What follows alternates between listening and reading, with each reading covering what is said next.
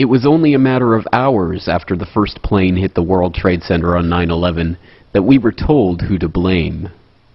I hope we do not compound this tragedy by reaching out to make accusations before the FBI and the CIA inform us of what happened. That is exactly what happened, of course, after the Oklahoma City bombing. The highest degree of probability associated with this attack, which had remarkable coordination and logistical sophistication, would be Osama bin Laden's Al-Qaeda group. In the studio. Oh, there we go. Ken is an international terrorism expert. Ken, good morning to you. Good afternoon to you, excuse me. How are you, Matt? I'm fine, thank you. When you hear the U.S. officials saying they are already looking in the direction of Osama bin Laden, do you think they're looking in the right place? I think so. Matt, I mean, the sophistication of this attack, the fact that it was elaborately planned. You know, senior U.S. intelligence officials, or one senior U.S. intelligence official, says now that the U.S. is 90% certain that bin Laden was responsible for today's attack. Would you concur with that conclusion? I think that's a very good possibility. You have to look at who has the organization and who has the capability to do something like this. And of course, bin Laden's Al-Qaeda organization has to be right at the top of the list. Right now, suspicion focuses on Osama bin Laden, but first things first. The FBI is combing the wreckage for evidence, and all U.S. military bases and embassies are at the highest state of alert. Now, we are told from sources earlier today that senior administration officials told key members of Congress that they are, quote, certain, based on the evidence they have gathered so far, confident, I'm sorry, not certain, confident, based on the evidence gathered so far, that people and organizations associated with Osama bin Laden are responsible for this. But coming out of the National Security meeting tonight, I was told by a senior administration official they do not want to jump to conclusions here. The administration will say nothing publicly about that. This official saying, quote, we're going to take a little time to sort this out. So the president being briefed. Many of us in the Western world knew little or nothing about Osama bin Laden and his shadowy Al-Qaeda terrorist network before watching the tragedy of September 11th, 2001 unfold in real time on our television screens. Some had heard bin Laden's name before in connection with the financing of high-profile terrorist incidents, like the 1998 U.S. Embassy bombings in Africa, or the bombing of the USS Cole in 2000. But a more detailed understanding of this man, his background, and the network of Islamist jihadists we are told he is directing, remains largely the purview of South Asian scholars, counterterrorism experts, and government officials. Understandably, in the days and weeks following those horrific events, a traumatized public turned to these experts to make sense of what they had just witnessed. Very soon, a narrative began to emerge, one that seemed to explain what had happened and what it meant for the future of a world that, we were told, had changed forever. Tell us a bit about Osama bin Laden, what sort of resources and manpower and money he's got and what he's trying to achieve. What is Osama bin Laden? Is he a politician? Is he a warrior? Is he a preacher? A little of all? A little of all, I think, sir. He's a millionaire Saudi businessman believed to be living in exile in Afghanistan. He controls and finances Al-Qaeda, an umbrella network of Islamic militants. He is a very soft-spoken man, a man of eloquence. And he's vowed to destroy the United States. His network supports terrorists in Afghanistan, Bosnia, Chechnya, Somalia, Yemen, and Kosovo. Well, when I was in Afghanistan just a couple of days ago, I heard that he had about 2,000 volunteers working in his camps. Al-Qaeda, that's receiving so much discussion and publicity, may have activities in 50 to 60 countries, including the United States. Bernard Lewis has called him almost a poetic speaker of Arabic. U.S. officials link bin Laden to numerous terrorist attacks, including the U.S. Embassy bombings in East Africa 3 years ago. Last year's bombing of the USS Cole in Yemen. One of the Millennium bombing plots. The last attack on the World Trade Center 8 years ago. not a flamboyant individual, an individual who defers to his elders and to religious scholars. Osama bin Laden is a name that we have been hearing all day long as an individual who may, and we emphasize may, be responsible for these terrorist acts. They now believe that bin Laden was responsible. He's probably far away in the mountains now. He's got his own communication system, which the Americans can't apparently chip into in any sense. There was constant discussion about him hiding out in caves, and I think many times the American people have a perception that it's a little hole dug out of a side of a mountain. Oh, no. This is it. This is a fortress. The tall, thin bin Laden's goal, in his own words, is to unite all Muslims and establish a government which follows Islamic law. Yes. A complex, multi-tiered, bedrooms and offices on the top, as you can see. Secret exits on the side and on the bottom. He's a very, very significant figure in Islamic politics, certainly, and in world politics. It's a very sophisticated operation. Oh, you bet. This is serious business. And there's not one of those. There are many of those. He's clearly someone... What we must remember, though, is that this story, this understanding of our world, which was largely constructed for us in those first chaotic hours after the attacks, and which has remained largely unchanged to this day, only appears monolithic and unchallenged because it has been presented to us in a carefully constructed series of sound bites and interviews with official sources. The events of 9/11, like all major events in our 24/7 network news world, have become a mediated experience. We have been told how to understand these events by the same editors, executives, and media moguls that so obviously failed in their duties in the run-up to the war in Iraq. The truth is that the story of Al-Qaeda is much more complex than we have been led to believe. That Osama bin Laden is at best the dupe of Western intelligence forces and likely their collaborator. That he may in fact have died shortly after 9/11. And that his all-pervasive Al-Qaeda organization, with its alleged link to seemingly every terrorist incident in the world today, is in fact a media creation, a childlike simplification of a complex web of organizations led and populated by double agents and fictitious characters. The truth is that Al-Qaeda, as we have been led to understand it, does not exist. This documentary is the story of those pieces of information that call into question and ultimately destroy the Al-Qaeda myth. After all, for anyone who still believes that the government could tell no lie about a subject as important as this, we should remember that not even the Bush administration blames Osama bin Laden for the attacks of 9/11. So we've never made the case or argued the case that somehow Osama bin Laden was directly involved in 9/11. That evidence has never been forthcoming.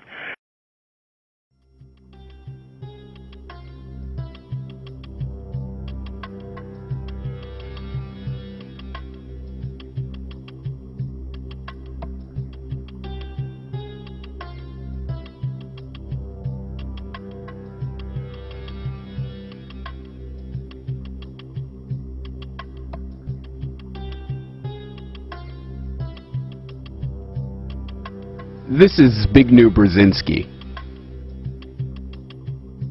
He was National Security Advisor to Jimmy Carter. He is currently a top foreign policy advisor to Barack Obama. He has proven to be an outstanding friend and somebody who I've learned an immense amount from. And in 1979, he supervised a covert American intelligence operation to fund and train the Afghan Mujahideen that would form the base of Al-Qaeda. U.S. National Security Advisor Brzezinski flew to Pakistan to set about rallying resistance. He wanted to arm the Mujahideen without revealing America's role. On the Afghan border near the Khyber Pass, he urged the soldiers of God to redouble their efforts. We know of their deep belief in God, and we are confident that their struggle will succeed. That land over there is yours. You'll go back to it one day because your fight will prevail and you'll have your homes and your mosques back again because your cause is right and God is on your side.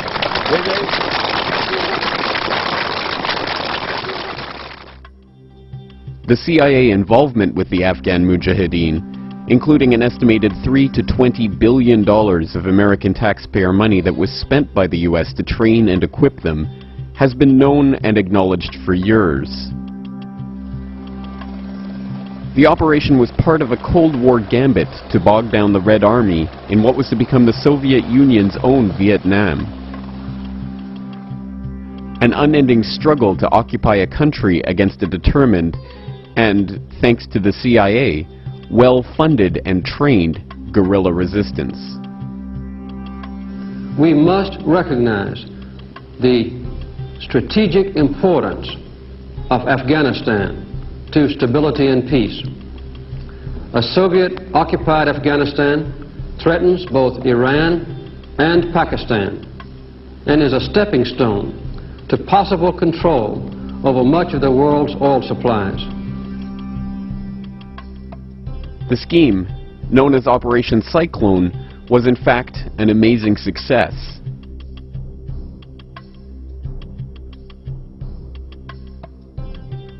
The years of guerrilla fighting and thousands of deaths demoralized the Red Army, drained the resources of an already overstrained CCCP, and emboldened citizens in other Soviet satellites to throw off the yoke of communist repression.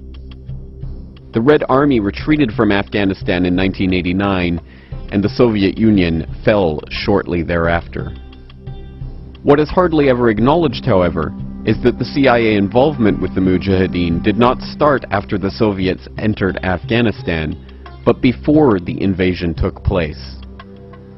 This startling admission came directly from Brzezinski himself, who stated in a 1998 interview with a French periodical, "According to the official version of history, CIA aid to the Mujahideen began during 1980, that is to say, after the Soviet Army invaded Afghanistan, 24th of December 1979.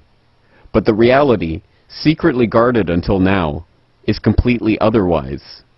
Indeed, it was July 3rd, 1979, that President Carter signed the first directive for secret aid to the opponents of the pro-Soviet regime in Kabul.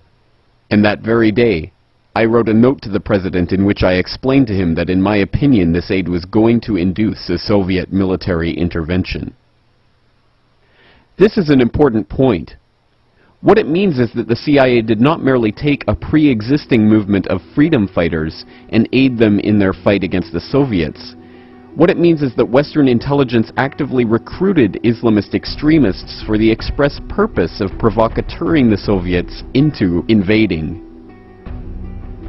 By Brzezinski's own admission, if these Mujahideen had not been fostered by the CIA, the Soviets may never have invaded Afghanistan in the first place. In a very real sense, then, Brzezinski and the US government fostered an extremist element of militant Islamists and helped form them into an effective fighting force.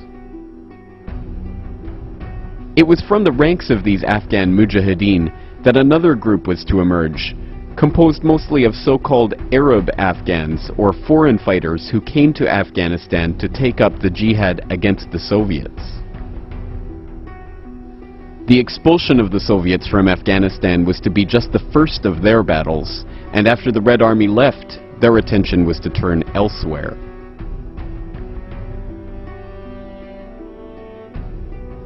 Of course, the geopolitics of the era required that the US not be directly implicated in funding and trading the Mujahideen. Domestically, Americans would have been outraged had they been aware that they were footing the bill for training and equipping Islamic militants. And internationally, if the Soviets knew the extent of the CIA involvement in the region, it could have brought the two superpowers to the brink of World War III. Consequently, the training, arming, and funding of the Mujahideen was run through a series of fronts and compartmentalized so that not even those supposedly directing the operation knew its full extent.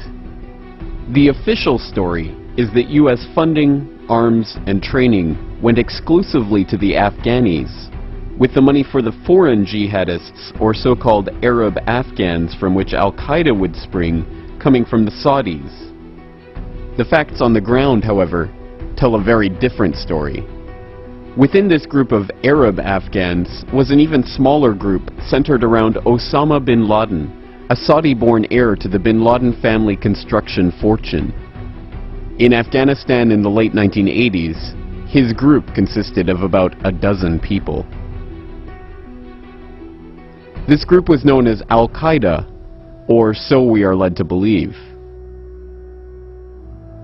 Bin Laden himself claimed in his last authenticated interview in late 2001 that the name came from Abu Ubaida al-Banashiri, one of his accomplices in establishing the training camps in Afghanistan.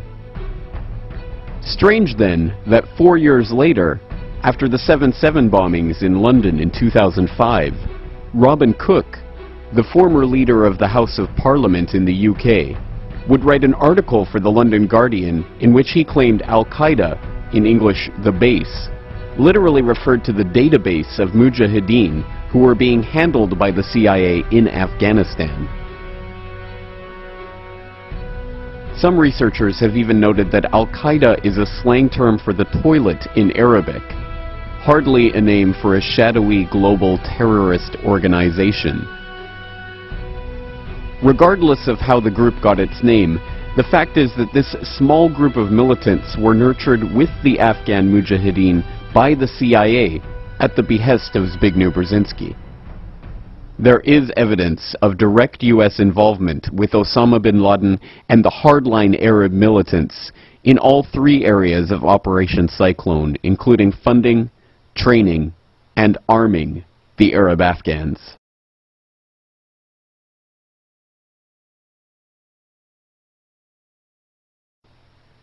The startling truth, according to the sworn testimony of Michael Springman, an official at the Jeddah consulate during this period, is that not only was the CIA providing training to bin Laden and his operatives, but that bin Laden was, in fact, a CIA asset, and the agency was rubber-stamping visas for his operatives to go to the U.S. for training.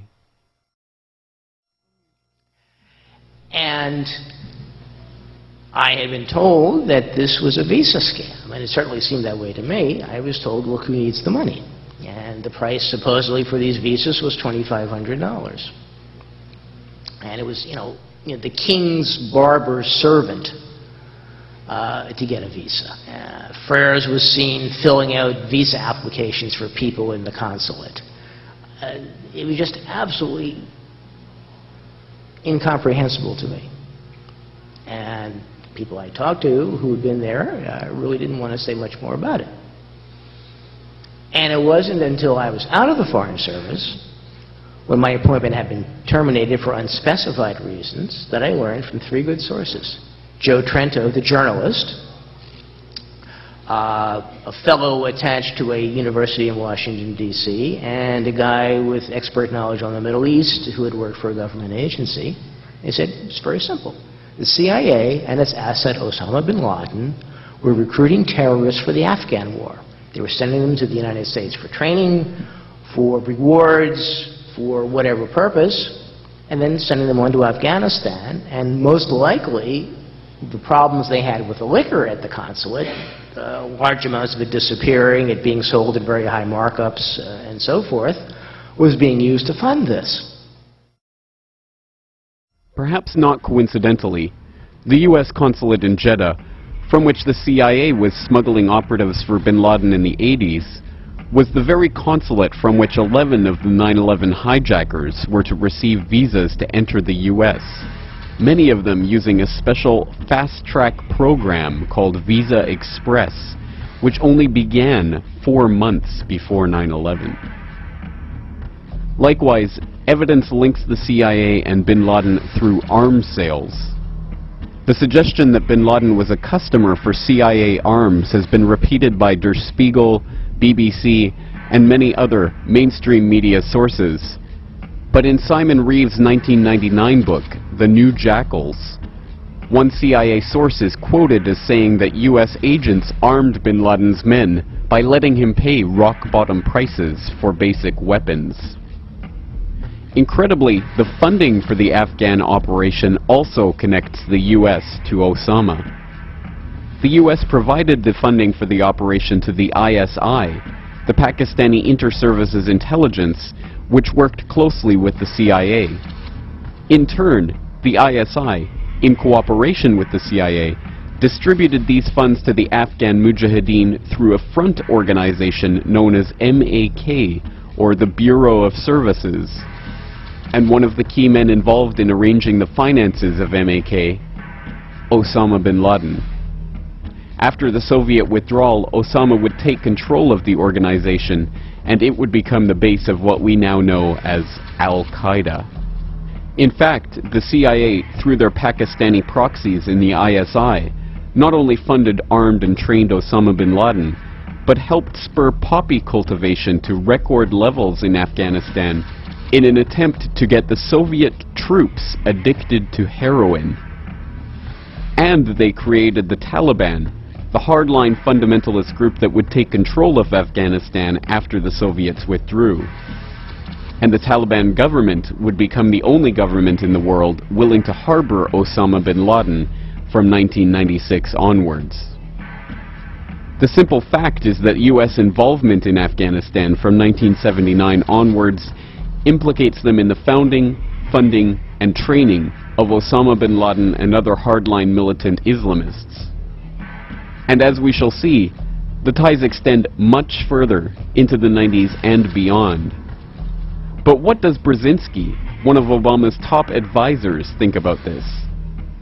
Does he, in retrospect, admit the danger in having nurtured Al-Qaeda and the Taliban into existence?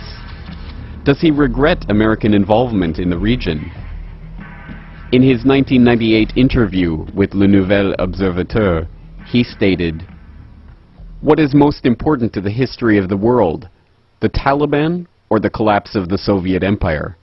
Some stirred up Muslims or the liberation of Central Europe and the end of the Cold War?"